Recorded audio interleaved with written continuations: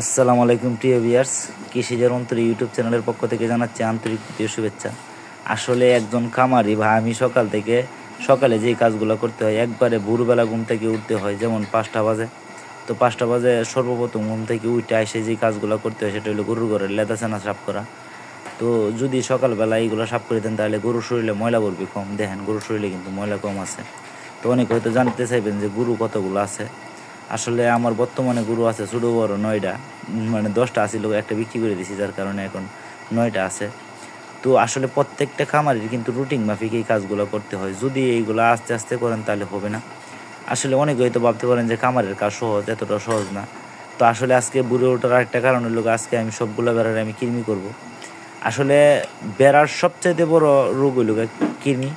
আপনি যদি কৃমি না করতে পারেন সঠিকভাবে তাহলে কিন্তু আপনার খামার ধ্বংস হয়ে যাবে। যার কারণে দেখেন আমি কেমনে এই বড়িগুলা প্যাকেটিং করি বা কেমনে প্রসেসিং করে খাওয়াই A to Z দেখানোর চেষ্টা করব। তো সর্বপ্রথম এই বড়িগুলোরে আমি মানে গুঁড়া করি, হামার আছে বা হাতুর আছে যেটা বলেন, গুঁড়া করে এরকম একটা বড়ি আলাদা আলাদাভাবে রাখি। তারপর একটা বড়ি 2টা রয়ে খাওয়াই, আবার একটা বড়ি 3টা রয়ে খাওয়াই। এটা কিন্তু লিবানিট কৃমির বড়ি। তো অনেকে হয়তো বলতে পারেন লিবানিট খাওয়ান। আসলে এই বর্তমান যে সময়টা আছে এই সময় লিবানিট খাওয়ান ছাড়া কোনো পথ নাই, অন্য কোনো বড়ি খাইলে কাজ করতো না। আসলে প্রত্যেক দিন রুটিন মাফিক এই কাজগুলো আমাদের করতে হয়। তো দেখেন কেমনে ফিনিশ করছি, কি আসো বিষয় এরকমভাবে ফিনিশ করে বড় দূর 1 থেকে 2 মিনিট ওইটা পানিতে রাইখে দিবেন, তাইলে হয়ে যাব 10 মিলি। একটা মানে একটা বড়ি 3টা রাখা হয় তাহলে 30 মিলি পানি দিবেন, দিয়া এই পাউডারটা 10 মিনিট রাইখে দিলেই হয়ে যাবে। দেখেন এই যে সিরিজ আমি খাওয়াইতেছি এটা মিক্সিং করে। তো প্রত্যেক দিনই এরকমভাবে মানে কাজ করতে হয় না, কিন্তু প্রত্যেকবার আমি যতবার কৃমি করি এরকমভাবেই করি। যেমন এই বাচ্চাগুলোর আমি মনে করেন যে এই যে সাইজের বাচ্চাগুলো দেখতেছেন, এটা 5টা বাচ্চারে একটা বড়ি খাওয়াই লিবানিট। তো এই বাচ্চাগুলো মোটামুটি এই 5 মাস 4 মাস এরকম হয়েছে। তো দেখেন আমি খাওয়াই যাচ্ছি। তো অবশ্যই যেবেলা কৃমির বড়িগুলো খাওয়াবেন মাথাটা সোজা করে খাওয়ানোর চেষ্টা করবেন। তো কৃমি কামানো শেষ, কৃমি কামানোর পরে আবার চলে আসছি ঘাস কাটার জন্য। আসলে প্রত্যেক দিন এই কাজগুলো সকালবেলায় আমার করতে হয়, বিকালবেলা করলে হবে না। তো মাশাআল্লাহ ঘাসের গ্রোথ ভালোই হয়েছে, খারাপ না। তো এই গাছগুলো আমার যেহেতু একটা গাভী আছে, এই গাভীটারে দিন। আর বাড়িতে তাহার অন্য গরু আমি মাঠে নিয়ে যাই। শুধু খালি একটা গাভী আছে যেটা দহন করি। আপনাদের বলছিলাম যে ৭৬,০০০ টাকা যে গাড়ি কিনছিলাম, এটা 7-8 কেজি দুধ দেয় আল্লাহর রহমতে সকালবেলা একটা নেই। তো এই ঘাসগুলো আমি মানে গরুরে দিই, যার কারণে সকালবেলা মানে ঘাস কাটতে হয় প্রত্যেক দিন। এটা প্রত্যেক দিনের রুটিন যে ঘাস কাটতেই হইব।